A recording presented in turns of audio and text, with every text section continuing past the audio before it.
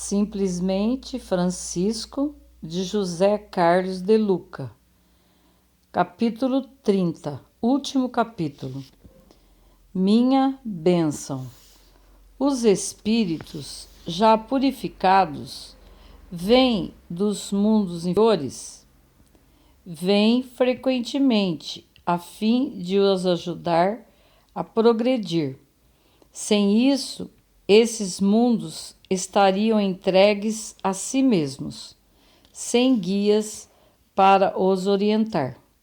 O Livro dos Espíritos. Alguém pode ter imaginado que após seu regresso aos planos espirituais superiores, Francisco mergulharia num eterno ócio espiritual. Não foi, porém, o que ocorreu. A morte não leva o homem ao eterno descanso. O trabalho é uma lei espiritual que vige em qualquer plano de existência, principalmente nas regiões espirituais sublimes, para onde Francisco se transferiu após a morte. Nos mundos mais aperfeiçoados, a ociosidade seria um suplício, não um benefício para os espíritos que residem nessas dimensões. De fato, a inatividade e a inutilidade seriam uma espécie de castigo para os espíritos superiores. Por isso, Jesus afirmou que ele e o Pai trabalham até hoje. Não consigo imaginar o dinâmico, infatigável e amoroso de Francisco repousando há mais de 800 anos nos jardins celestiais, ouvindo os anjos tocarem a harpa, enquanto a humanidade que ele tanto amou e ama, passa por tantas dores e misérias. Como imaginar o pobrezinho indiferente ao sofrimento de 690 milhões de pessoas que passam fome no mundo, segundo dados da Unicef, órgão das Nações Unidas. Tendo dedicado sua vida aos enfermos, especialmente aos leprosos, seria possível imaginarmos Francisco insensível aos 2 milhões de mortes anuais de crianças em todo o mundo, vítimas de diarreia e pneumonia, sobretudo entre as crianças mais pobres? Sem falar nos mais de 2 milhões e 800 mil vítimas fatais, até o momento da pandemia do coronavírus. Estaria Francisco, que tanto amou e protegeu os animais e a natureza, alheio à destruição ambiental do planeta? Vejo Francisco triste e preocupado com a poluição dos rios e oceanos, com a destruição das florestas, com a extinção de muitas espécies, com o aquecimento global.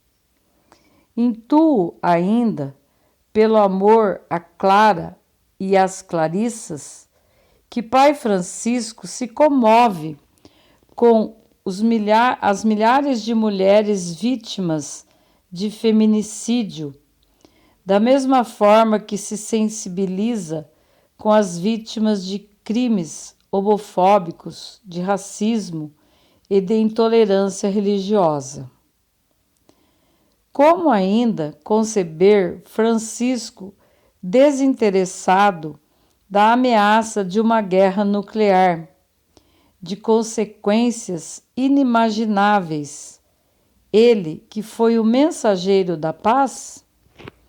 Francisco de Assis não está distante e indiferente a todo esse cenário triste que caracteriza nossa humanidade adoecida pelo egoísmo. Distante dos códigos amorosos do Mestre Jesus, de quem ele se mostrou um dos mais fiéis seguidores.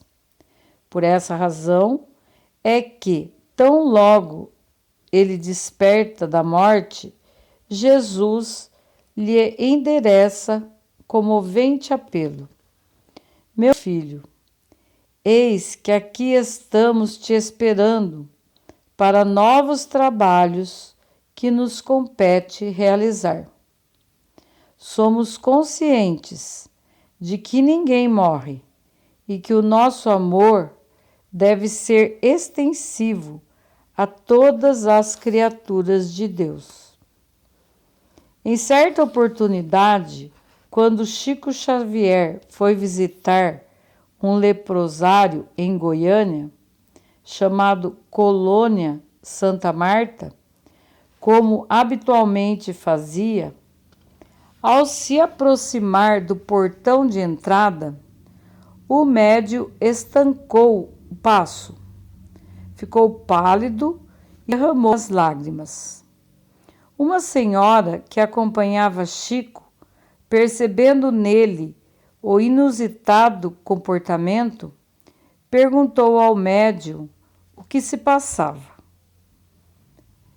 Depois de alguns segundos silenciosos, talvez constrangido em revelar o motivo de seu comportamento, Chico decidiu contar. É que o patrono espiritual dessa instituição veio nos receber, tendo informado que deseja abraçar e beijar todos os infelizes companheiros internados na casa. E quem é a nobre entidade, Chico? Visivelmente emocionado, ele responde que o patrono espiritual que ali se encontrava era nada mais, nada menos do que Francisco de Assis. Caro leitor, no último capítulo desse singelo livro, no qual tentei nos aproximar de Francisco, tanto como você, sinto que ele vem nos abraçar e nos beijar, assim como fez com os doentes do leprosário. Afinal, nós também carregamos muitas feridas. Nós também somos os pobrezinhos de Francisco. Tenho certeza de que, se este livro chegou até você, se você o leu com os olhos do coração, é porque Pai Francisco deseja contar com o seu coração fraterno, com a sua vontade de fazer do seu mundo interior um lar amoroso para todos os filhos de Deus, independentemente de raça, credo, nacionalidade, preferência política, sexual, como é também da vontade de Jesus. Por isso, nesse instante, Francisco nos abraça e nos beija, aceita a nossa condição humana, compreende as nossas fraquezas e nos estimula a superá-las com a força da humildade e do amor.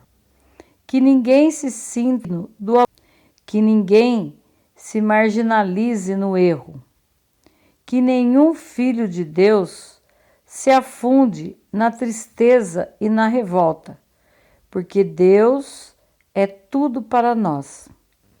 Se este livro deixou cair alguma semente boa no seu coração, deixe-a crescer, deixe-a florir, pois é Deus cuidando do seu jardim através de Francisco.